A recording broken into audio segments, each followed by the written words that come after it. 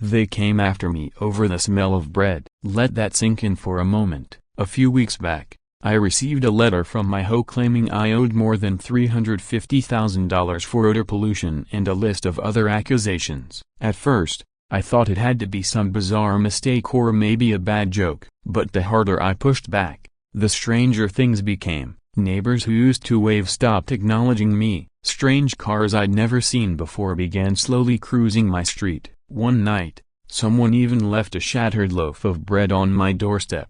Something was wrong here, deeply wrong. They were really charging me $350,000 for baking bread on my own property. But in truth, what I eventually uncovered beneath their homes was what really turned up the heat. My name's Henry Blake. I'm 32, and I made a life choice most people would call reckless. My family runs Blake Real Estate, one of the largest firms in downtown Sacramento. I was expected to inherit the buzziness of wear tailored suits, rake in millions flipping commercial properties. Instead, I bought a small farm in Millbrook Heights and decided to become a baker. I've always loved working with my hands. The moment I saw this little patch of Millbrook Heights, a rolling green hills, golden sunlight filtering through ancient oak trees, I knew it was the place for me. The man who owned it before me had lived here for 40 years.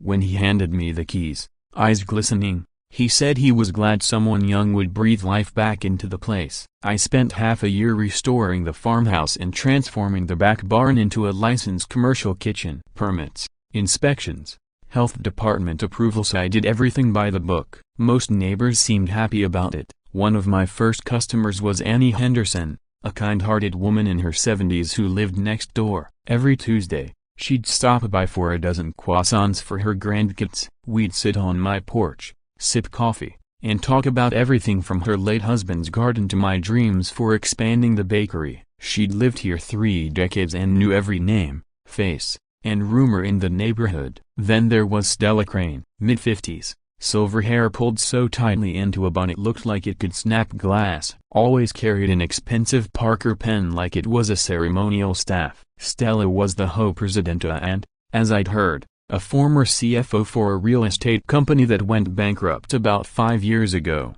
Word around here was she'd driven at least 3 families out of their homes over absurd violations: the wrong mailbox color, a car parked 2 inches past a driveway line. The first time she saw my bakery set up, her face contorted like she'd bitten into a lemon. She marched to my front door with a clipboard in hand, flanked by 2 silent neighbors who stood behind her like jurors waiting to pass sentence. "Mr. Blake," she said in a voice that could have frosted glass, "we need to talk about your activities." The way she said activities made it sound like I was running an underground crime ring instead of baking sourdough. I offered her coffee and showed her my permits and certifications. None of it mattered. She stood in my kitchen with an expression of pure disdain and told me Millbrook Heights was a prestigious community with certain standards. She claimed my bakery was an unauthorized commercial enterprise, violating half a dozen HOA rules. Then she whipped out her phone and began photographing everything in my kitchen,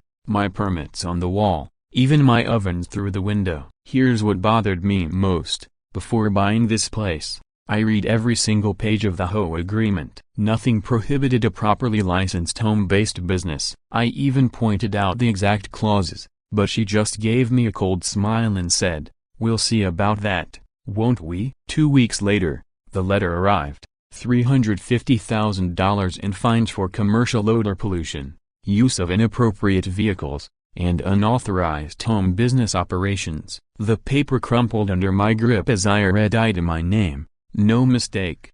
It was absurd. Odor pollution? I was baking bread, not manufacturing toxic gas, and they were demanding full payment within 30 days or they'd put a lien on my home. That's when Annie knocked on my door. One look at me and she knew something was wrong. I handed her the letter. She sat heavily in my kitchen chair, her face a storm of anger and something close to fear. "Henry," she said quietly, "there's something you need to know about Stella and this property." Annie wasn't just a customer. She was the first person who believed in what I was trying to build here.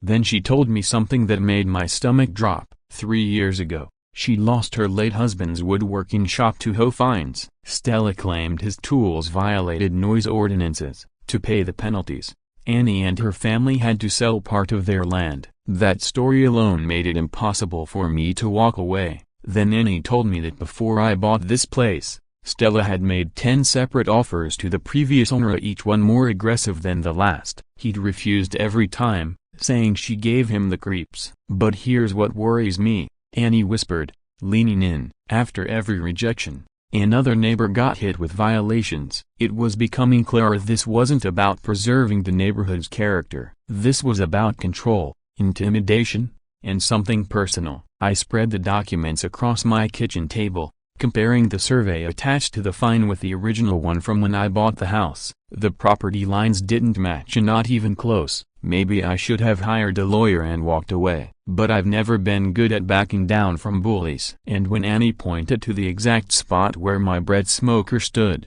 I knew this fight was far from over. When Stella pointed at my smoker that day, she probably didn't realize she was marking the start of her own downfall. Instead of panicking like most people would, I decided to fight back the only way I know, through bread. But not just any bread. The next morning, I crafted what I called the justice loaf, shaped like the scales of justice, with tiny bread weights hanging on each side. Then an idea hit me, either brilliant or completely unhinged. I baked a massive version big enough to feed 50 people and set a table right in my front yard. By mid-morning, neighbors had gathered, and not just to buy bread, but to hear me speak. "This oven isn't just baking loaves, it's baking defiance," I told them, holding up the $350,000 fine like a battle flag. My bread had gone from a kitchen craft to the emblem of a fight. Mrs. Peterson from down the street bought 2 loaves and said she'd heard about the fine from Annie. $350,000 for bread?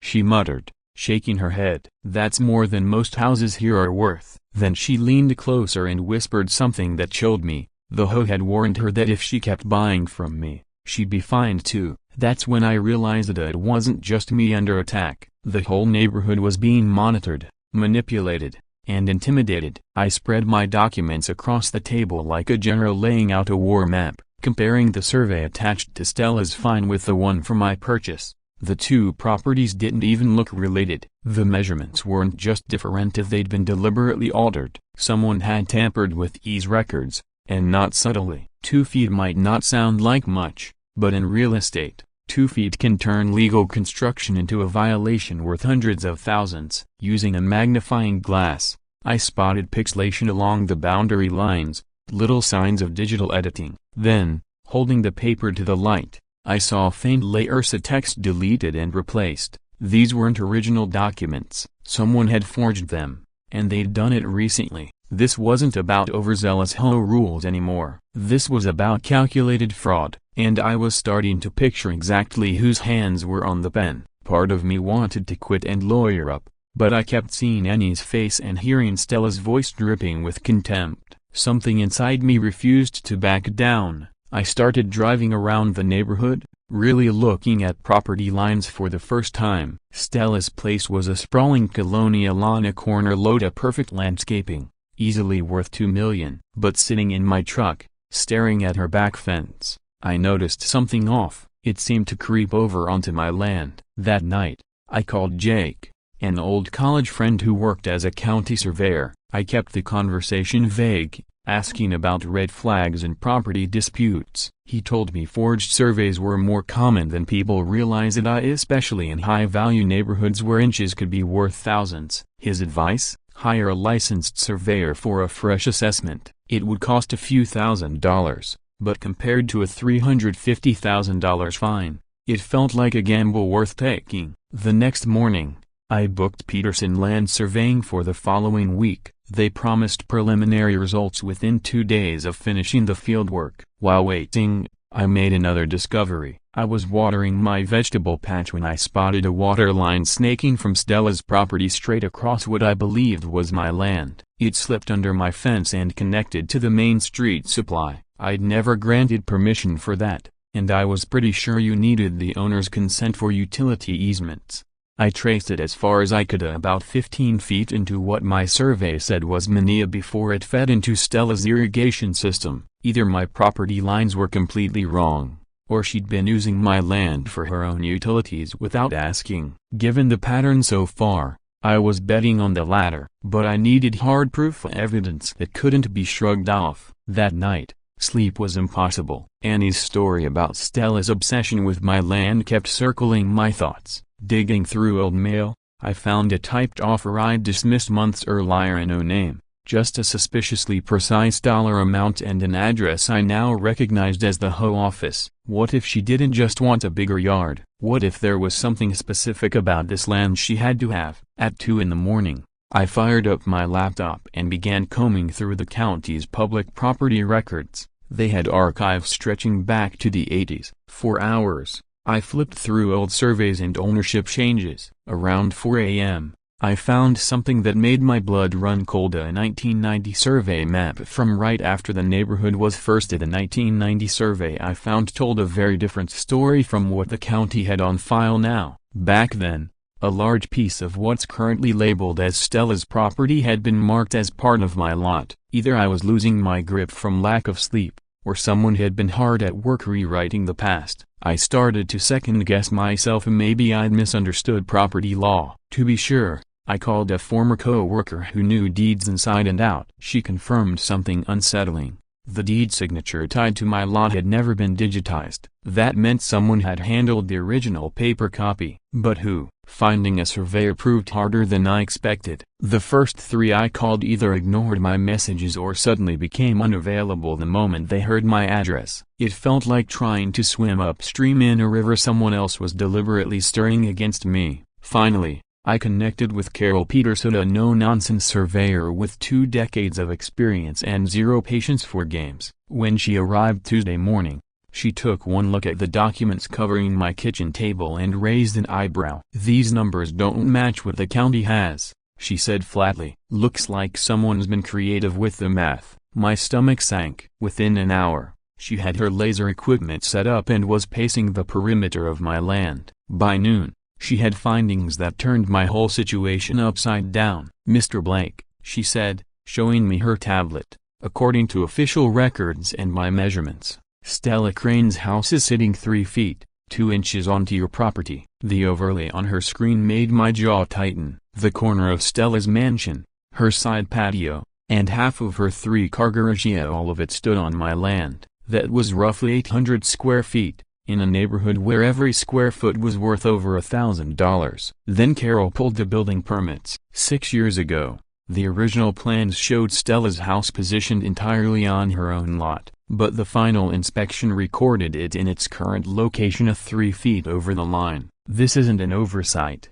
Carol said grimly. "This is calculated land theft." I wanted to smash something. Instead, I baked bread. There's a strange clarity that comes from kneading dough while your blood is boiling. The more I thought, the clearer the picture became. Stella hadn't just stolen land, she'd orchestrated a years-long fraud, using her HOA presidency to cover a scheme that looked a lot like organized crime. Fake surveys, outrageous fines, intimidation campaigns, all designed to drive me out before I caught on. I'd walked that fence dozens of times. But that day I noticed one of the survey stakes had been pulled, half buried, and reset 2 feet west. That afternoon, I took a step I probably shouldn't have. I started digging into Stella's HOA history. Hours of combing public records revealed a pattern: shell companies, forced sales, and missing resident signatures and meeting minutes. I called Annie over. "Look at this," I said, laying out the documents. None of these meeting minutes were signed by actual residents. She shook her head. She'd never been informed of any boundary adjustments. "This whole neighborhood's been manipulated,"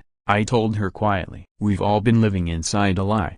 The pattern was the same every time. A family would get hit with absurd violations. Fines would escalate beyond their ability to pay. Then one of Stella's shell companies would swoop in with a lowball offer, helping them avoid foreclosure. She'd been systematically driving people out and absorbing their land through legal extortion, and I was just the latest target. Carol's survey didn't just show encroachment, it proved it. Stella's home was partly built on what legally belonged to me, and the fraudulent surveys tied to my case, they all came from one company, Precision Land Associates. The same surveyor's name appeared on every suspicious transfer Stella had pulled off. She wasn't on the deeds herself, but her influence touched every stolen inch like smoke from a fire she'd lit years ago. This wasn't simply a dispute over a property line. This was an organized theft that threatened everything I'd built in my home, my dream, my livelihood. I stared at the evidence, fists clenched, asking myself if I had the strength to keep going. If I kept pushing,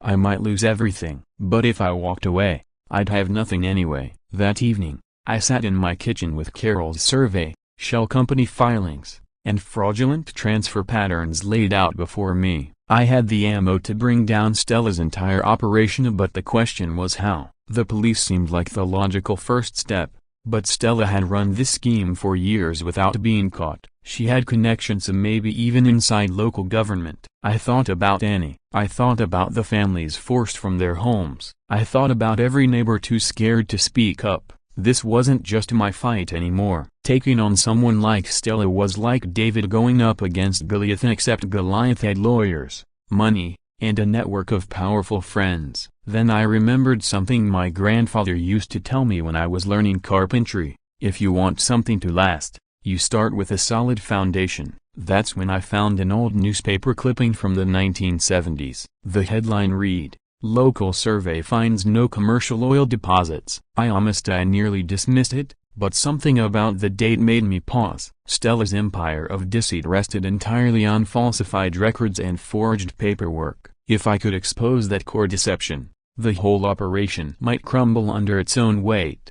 But I knew I'd have to move carefully. That night, I laid out a plan. The next day, I'd make a move that could either bring this nightmare to an end or put me in real danger. Just before midnight, my phone lit up with a text from an unknown number. "She's done this before. You're not her first." The following morning, I set to work, and not on bread this time, but something far more ambitious, a fully edible map of our neighborhood. This wasn't just dessert, it was a statement, a rallying cry, a way to show my neighbors, so many of whom still kept their heads down, that we didn't have to surrender anymore. By the time I was done, the cake covered half my kitchen table. Every house was crafted in buttercream and fondant. Raspberry swirls traced zoning boundaries. Rich fudge marked Stella's violations. And the stolen land? That was frosted and glaring. Blood red raspberry. I handwrote invitations for every household in Millbrook Heights, asking them to come to my place for a Saturday gathering. "Come learn the truth about your neighborhood," I wrote. Refreshments provided. When the day arrived, 43 people packed into my backyard. I could feel the doubt in the air. Mrs. Stevens, 2 streets over, crossed her arms and said flatly, "We don't know if we should trust you, Henry. This isn't our fight." Others murmured agreement. I understood claims meant nothing without proof. "Friends and neighbors," I began, my voice steady, "what you're looking at isn't just a cakea, it's a crime scene." I pointed at the red frosted sections of Stella's property. "Every one of these red areas represents land stolen from its rightful owners through forged documents and fake surveys." The yard fell silent. People leaned forward, studying the details. I laid out the pattern. Shell companies, skyrocketing fines, families pressured into selling. I showed them Carol's survey proving Stella's mansion extended onto my property. "This isn't one bad neighbor," I said. "It's organized crime wearing the mask of an HOA." That's when Stella arrived, uninvited. She pushed through the crowd with the confidence of someone who thought the world revolved around her. Her eyes locked on the cake map, and the color drained from her face. "This is absurd," she said, her voice betraying the slightest tremor. "Henry's obviously having some kind of breakdown." I was ready. "Mrs. Crane," I said, loud enough for all to hear, "care to explain why your mansion extends 3 feet into my property?" I held up Carol's official survey report. "Your house, patio, and garage are all on stolen land." The crowd's posture shifted, arms crossed, nods ceased. Stella didn't reach for the cake, she just stared at it. "Property lines can be complicated," she muttered, but without her usual iron tone. Murmurs rippled through the group. Then Claire Morrison stepped forward. Young, confident, sharp. "You really don't know what Henry's serving, do you?" she said to Stella. "I think Henry's right. You tricked me into signing boundary adjustment documents I didn't understand 2 years ago." She turned to me. "We can't ignore this anymore." That spark of support lit the crowd. People began speaking at once, stories of dubious HOA violations, threats, and pressure to sell. Mrs. Patterson brought up a threatening letter about buying bread from me. The Martinez family spoke about fines for their kids' bikes. Individually, they'd been silent together. They found their voices. I watched Stella's composure falter as the testimonies piled up. Her hands trembled. She kept glancing toward the street as if calculating an escape. "This is all very interesting," she said weakly, "but HOA regulations are quite clear about unauthorized gatherings like this one." "You know what's interesting, Mrs. Crane?" I said, slicing the cake directly through her red frosted mansion. "I've read about rogue HOAs on Linea, but I never thought I'd live in one." I handed the slice to Annie, making sure everyone caught the symbolism. "This isn't just about property lines or HOA rules," I told the crowd. "I've already sent all this evidence here, including a recording of Mrs. Crane's threats to someone she definitely doesn't want to deal with, because I know she won't stop until she's destroyed everyone who stands in her way." At first, she didn't seem to register my words. I could tell my words had landed, because for the first time since I'd known her, Stella Crane's expression cracked. Her skin went pale as she stood there in my backyard, surrounded by the very neighbors she'd bullied for years, staring down at the cake that spelled out her misdeeds. "You don't understand what you're doing," she murmured, her voice stripped of its usual bite. "You have no idea who you're up against or what it'll cost you." I took another deliberate bite of cake and smiled. "Actually, Mrs. Crane, I know exactly who I am up against. The real question," I said. "You." She turned to leave, but not before leaning toward her assistant and muttering, "Start the countermeasures. He's gone public." I heard it clearly, though I had no idea yet what she meant. I waited 2 full days before playing my final card, and not out of fear, but to see how many more desperate moves she'd try. Sure enough, during that time she drove past my house again and again, likely trying to gauge how much proof I had. One morning, an unmarked envelope appeared on my doorstep. Inside was a shredded photograph of my cake, its edges charred. It was an attempt at intimidation, but the game had shifted, and she no longer knew the rules. By Tuesday, I was ready. I set up a simple folding table in my front yard, with nothing on it but a Bluetooth speaker. No cake this time, just the truth. About 30 neighbors showed up, including Stella, who again hadn't been invited. When everyone was gathered, I pressed play. Her voice filled the air. "Just pressure him with fines until he has to sell the house." The silence afterward was heavy. Chairs scraped against the pavement. Someone dropped a coffee mug, shattering it on the concrete. Stella's voice was crisp and unmistakably recorded in my own kitchen. Another clip followed. "These people think they can come into our neighborhood and change things. They need to learn their place." Faces around me shifted from curiosity to shock, and then to outright fury. Mrs. Patterson covered her mouth. Mr. Davidson shot to his feet. Claire Morrison's jaw set like she was ready for battle. Then came the most damning recording, Stella on the phone, saying, "I don't care what the actual property lines are, just make the paperwork say what I need it to say." Another clip detailed her shell company scheme to buy out families far below market value. Piece by piece, the image of long-running fraud came into sharp focus. Stella's color went from pale to ashen. "Those recordings are illegal," she whispered. "You can't use them." I smiled. In this state, one voice is enough to take down a liar, and mine's loud enough. The crowd murmured approval, stepping back from her like she carried something contagious. Then I pulled out a manila envelope. "Here's my return receipt from the FBI's Sacramento field office. They've had all of these recordings, Carol's survey, the shell company evidence here for 3 days. Wire fraud, mail fraud, especially with forged property records, are federal offenses." The last trace of color drained from her face. I lifted a second envelope. "And here's proof I sent everything to the county prosecutor and the state bar." Mrs. Carol Stevens, who once told me I was overreacting, stood. Her voice shook. "I signed the penalty letter against Henry. I'm sorry, I never imagined I was helping someone like this." She turned to Stella. "How could you make us accomplices?" Someone slipped quietly out the back, too ashamed to stay. As it turned out, the FBI was already investigating similar scams in 3 other neighborhoods. Stella had perfected the art of fake boundary shifts, manipulated neighbors, stolen property without a shovel ever hitting the dirt. The crowd was silent, each person realizing we'd been living alongside a criminal strategist. Annie gripped my hand, tears streaming down her face. Then I gave the final announcement. Last night, the community voted for your emergency removal from the HOA board. Claire helped me make it official this morning. You're no longer president, Mrs. Crania. In fact, you're banned from the board entirely. Even Dennis Matthews, who lived 3 streets away, began to shuffle uneasily, mumbling something about due process. Stella, seeing a tiny opening, tried to make one last stand. I cut her off before she could get a word out. You tried to kick a baker out of his home,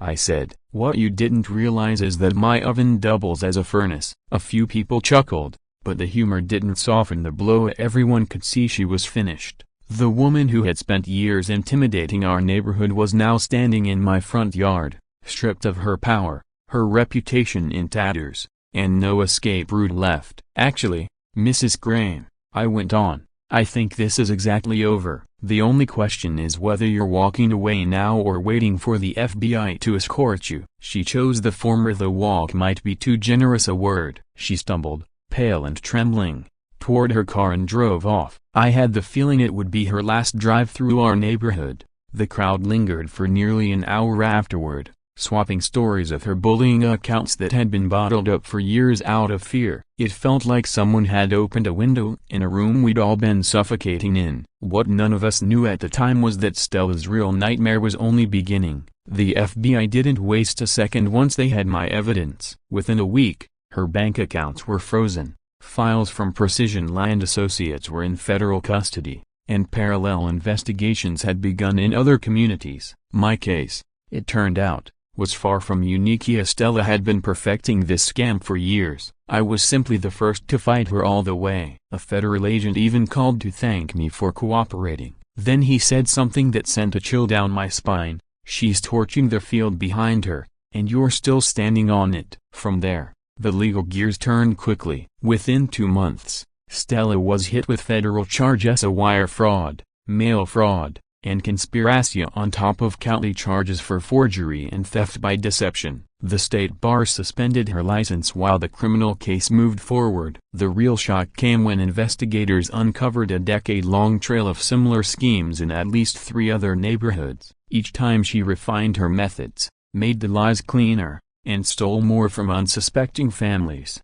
The pattern was always the same: move in, win a seat on the HOA, identify prime properties, then drive the owners out with fines and legal threats. Shell companies, falsified surveys, forged meeting minutes. It was a high-end burglary executed on paper. I had narrowly escaped being her next victim. Without my real estate background, I might never have spotted the false property lines. Civil court didn't waste time either. Once they saw the proof of systemic fraud, the judge ordered restitution for every victim. Paid for with the forced sale of her mansion and every property tied to her shell companies. I stood across the street as yellow tape climbed her gateposts like weeds reclaiming stone. The woman who tried to steal my land was about to lose every square inch she'd stolen from others. I'll admit, I drove past 3 times a day, just to watch federal agents carry out box after box of her records. When the math was done, Stella owed over $2 million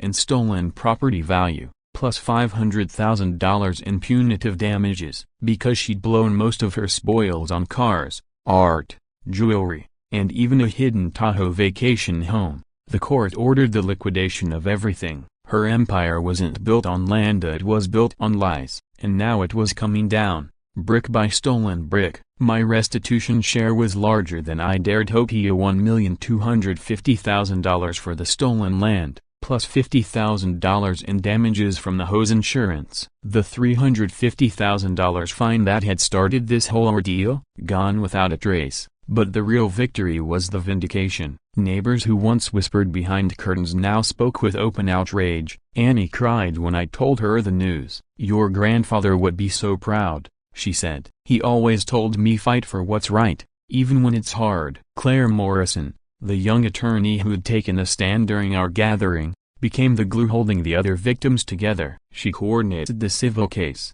working pro bono for most of the families. "I should have known something was wrong when she pushed me to sign those papers," Claire admitted. "I thought it was just tedious HOA red tape and not organized fraud." That experience changed her. She went on to start her own practice, specializing in HOA fraud cases. The HOA itself went through a complete overhaul. The emergency elected board wiped every one of Stella's absurd rules and overturned every fine she'd issued in the last 5 years. They even offered me a position as community advisor, but I politely turned it down. "I appreciate the trust," I told them, "but I just want to bake bread. Any day I have to sit through an home meeting is a day my sourdough comes out flat." Instead, I suggested they hire Claire as their legal consultant, as someone who'd make sure nothing like this could ever happen here again. Not everyone was thrilled with how things wrapped up.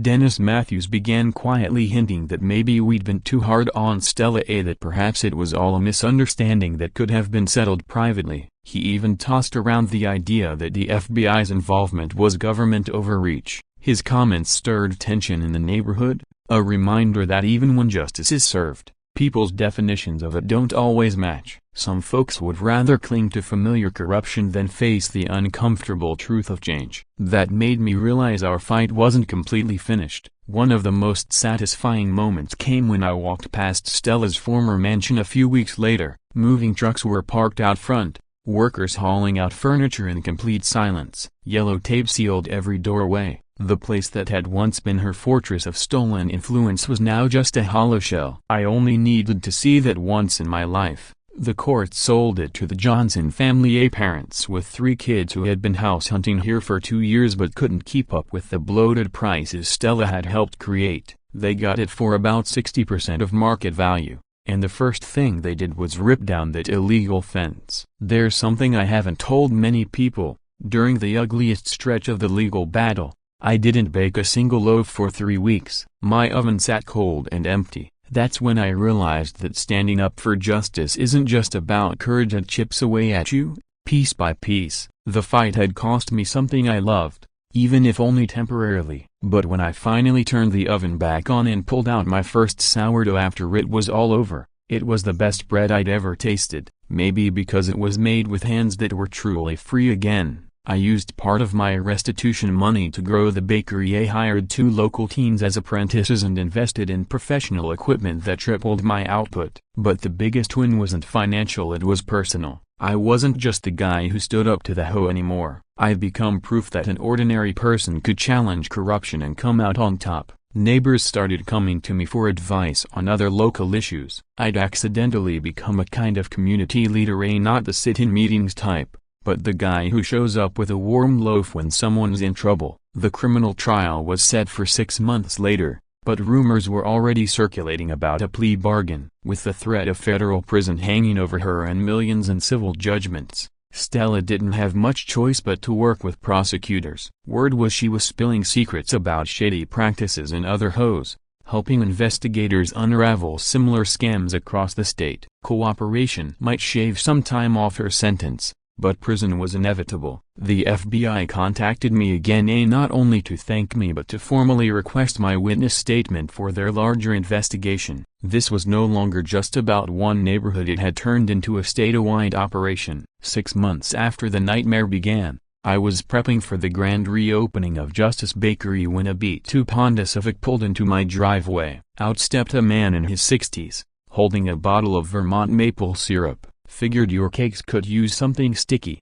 he said with a tired smile. He introduced himself as Robert Crane, Stella's ex-husband. My first instinct was to shut the door, but there was something in his expression, a mix of weariness and regret, that made me hear him out. "I heard about everything that happened," he began, "and I think you should know why she was so fixated on your land." He looked uneasy, like he'd been carrying this weight for years. I offered him coffee. Curious, over steaming mugs, he told me about the spark that ignited Stella's obsession. Years ago, she had stumbled across a geological survey from the 1970s in the county archives. According to that outdated report, there might be oil beneath my property. She used to say, "He doesn't know he's sitting on a gold mine," Robert recalled. "But you weren't on gold. You were just on your own land." And now she's in prison over something that never even existed. The irony was almost too sharp to believe. Stella had wrecked lives, committed felonies, and obliterated her own future over a fantasy. A modern survey done just 3 years ago confirmed there were no oil deposits anywhere near here. Robert even pulled out a faded copy of the old report that had sent her down the rabbit hole. "I told her it wasn't reliable," he said softly. "That's part of why we divorced 5 years back." She'd gotten lost chasing get-rich-quick schemes, a first-day trading, then cryptocurrency, and finally this land scam. She stopped living in the real world. He glanced around my kitchen, noting the smell of fresh bread and the recipe cards pinned to the wall. "You built something real here." She never understood the worth of honest work or the value of community. By then, the trial had just wrapped up. Stella had pled guilty to federal wire fraud, mail fraud, and conspiracy in exchange for a reduced sentence, 7 years in federal prison, no parole. The judge called her actions a calculated betrayal of community trust and spoke about the devastation she'd caused to innocent families. Even her own lawyer looked ashamed. Robert told me, "No one visits her. She burned every bridge she had. Her own sister won't even take her calls." He stared out my kitchen window toward the empty lot where her mansion once stood. "I just wanted you to know," he said quietly, "that this was never really about you. It was about greed, desperation, and a complete break from reality." She saw dollar signs where the rest of us just saw a home. Robert's words lingered as we stepped outside together. That's when I spotted the Johnsons' youngest daughter walking up my path, clutching a small wicker basket. "Mr. Henry," she called brightly, "I made you cookies." Inside were colorful, lumpy clay creations from her art class, utterly inedible but crafted with the kind of care that made them priceless. No yeast, no filling, just tiny fingerprints pressed into every surface. A reminder that small hands can carry bigger truths than money, oil, or stolen property ever could. She grinned proudly before racing back to her yard,